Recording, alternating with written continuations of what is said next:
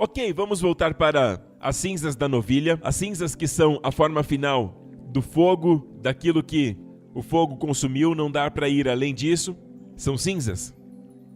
Fala da obra consumada de Jesus. Amém?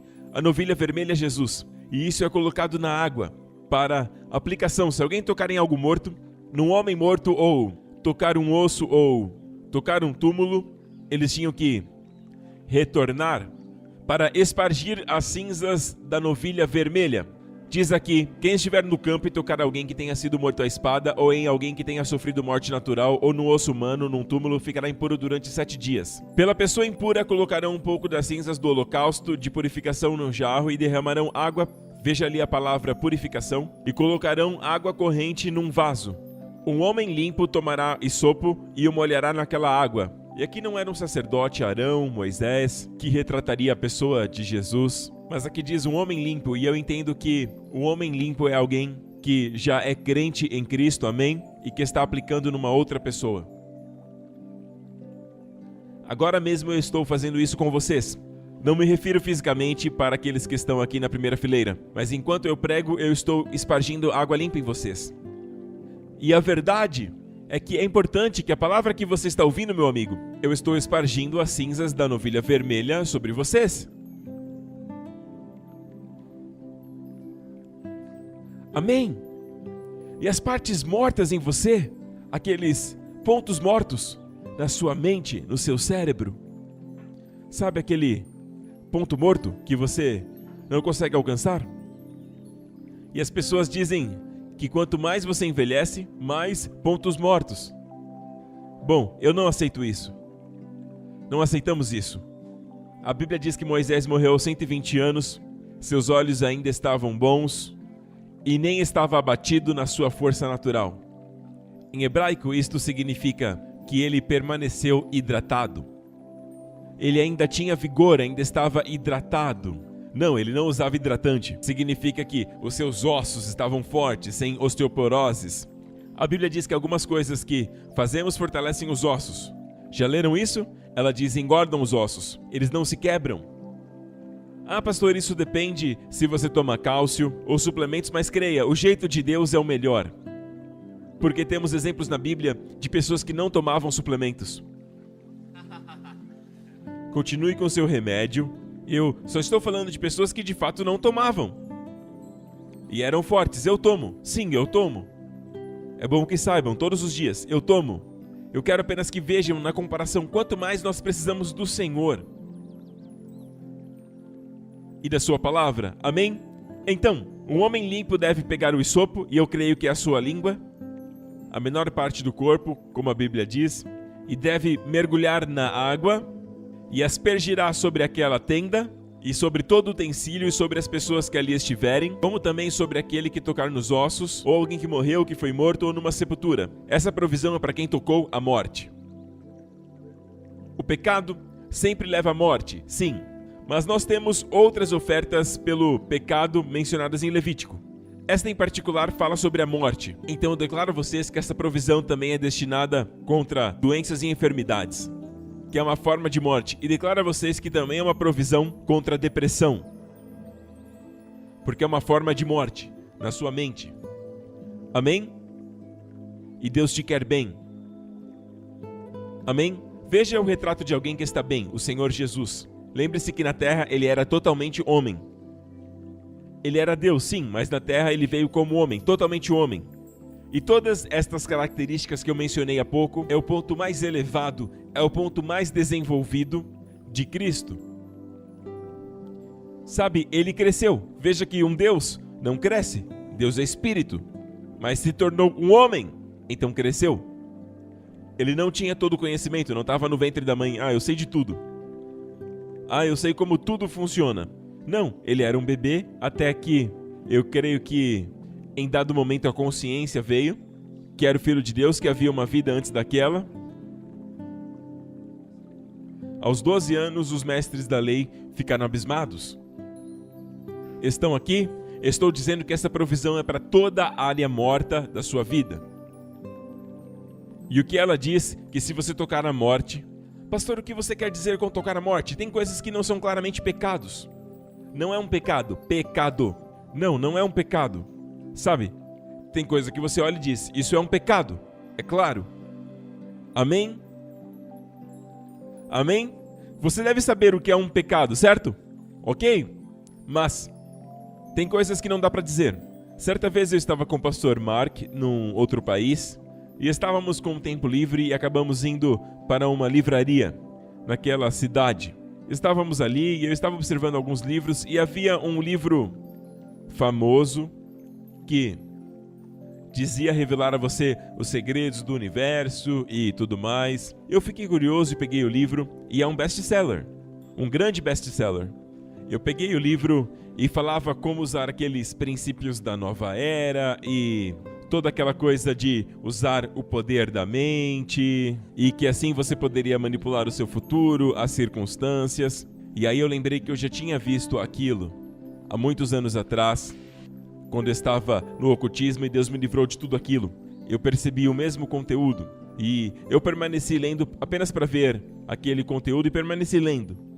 Aí deixei o livro ali, aí eu comecei a andar com o pastor Mark e de repente, bem, estava com uma dor de cabeça terrível.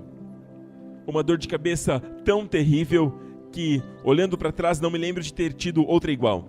Foi muito intensa e aí eu falei para o Mark, sabe, os doutores daqui podem estar dizendo, poderia ter sido uma convulsão, eu fiz exames, corri na esteira e estava tudo bem, não se preocupe. Então fui ao banheiro, aquela dor permaneceu por algum tempo, e ainda estávamos no shopping, falei para o pastor Mark que eu preciso ir ao banheiro. Eu não disse para ele, mas eu precisava falar com o Senhor a respeito daquilo. E aí eu disse, Senhor, o que foi isso que aconteceu de maneira tão repentina? E foi assim que ele falou comigo. Isso veio dele. E foi por causa disso que eu busquei este conteúdo. Ele disse, você tocou a morte. É claro que não é um toque físico, amém? Você entrou em contato com a morte, com os princípios da morte que estão contidos naquele livro. E ele me mostrou que aquele livro é do maligno. As ideias e filosofias é para que o homem seja independente de Deus e acredite em si mesmo para poder criar. Amém. Você tocou a morte. E eu perguntei o que eu devo fazer, e foi isso que o Senhor disse para mim. Você precisa se banhar, se lavando com as águas da palavra. Imediatamente eu entendi que tinha que meditar na palavra de Deus. Eu estava ali, eu estava sem uma Bíblia na mão, e eu comecei apenas a meditar na palavra, nas palavras que vinham a mim pelo Espírito, e comecei a meditar, porque eu costumo memorizar alguns versículos para a meditação. Então eu comecei a meditar naqueles versículos, e enquanto eu meditava, sabe, esta é a provisão da lavagem da água da palavra, que foca na obra consumada de Cristo. E enquanto eu meditava, de repente, simples assim, toda aquela dor, simplesmente ela foi embora. E o pastor Mark foi uma testemunha porque ele me viu como eu entrei e como eu saí. E foi uma experiência maravilhosa, e a partir dali eu comecei a observar mais aquilo que Deus está falando sobre a provisão que está nas cinzas da novilha vermelha. Agora, veja essa provisão. Qual é a provisão aqui? É da lavagem da palavra de Deus. Mas as cinzas estão nessa palavra, as cinzas estão lá dentro. Amém? Elas significam o quê? A obra consumada não é apenas pregar, qualquer pregação te lava. Não deve conter cinzas ali. Tem que haver a proclamação da obra consumada de Jesus Cristo.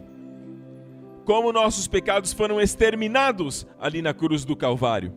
Como as doenças foram exterminadas no corpo dele. Estas são as cinzas. É isso que temos que pregar às pessoas. Elas não sabem. Elas ainda acham que Deus está contra elas. A Bíblia diz que Deus reconciliou o mundo consigo mesmo, não imputando as suas transgressões contra eles. Mas nós temos mais consciência do pecado. Tem esse pecado, tem aquele pecado, tem pecados que são mais graves, tem pecados que saltam mais aos olhos, porque envolvem um grupo e são pecados, sem dúvida. Mas nós apontamos este e aquele pecado, enquanto outros ficam escondidos, como a reclamação, como o temor. É como se disséssemos, esses são pecados do bem. Está tudo ok com eles. Como assim? Ok.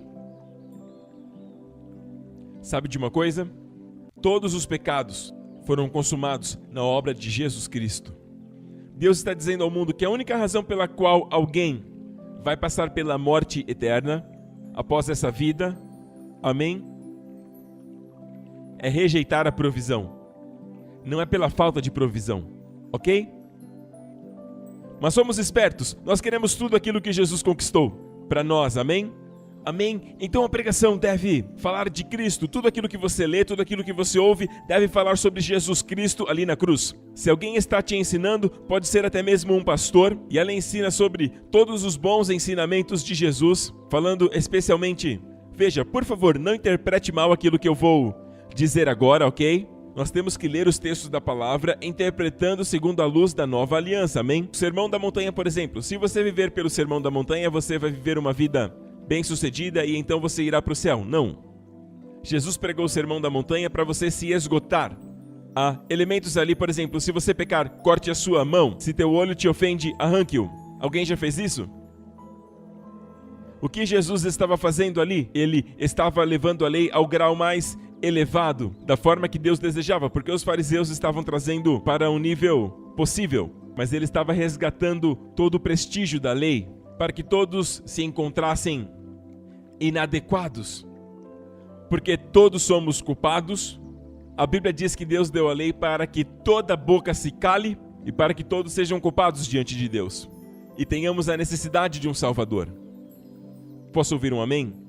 Mas algumas partes ali têm a ver com o futuro, fala do momento de quando Jesus voltar para reinar, porque é a constituição do reino. Ele diz assim, se alguém pegar a sua jaqueta, dê a ele também a sua camiseta. Alguém aqui fez isso? Amém? Mas isso fala do futuro, eu creio. Eu creio nisso. Que há elementos ali, quando ele prega o Sermão da Montanha, é a transição do pacto antigo e a chegada do reino. E depois vemos que o reino foi rejeitado porque o rei foi rejeitado. Então vem a igreja. E o mistério da igreja vem quando finalmente Jesus foi rejeitado pelos judeus. Jesus falava sobre o reino e não sobre a igreja de Deus.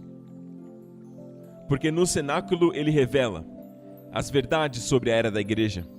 Amém? Significa que o Sermão da Montanha não é relevante? Não! Tem elementos ali como amem os seus inimigos, que está bem presente no Novo Testamento. Superar o mal com o bem, amém? Superar o mal. Entendem o que eu estou dizendo?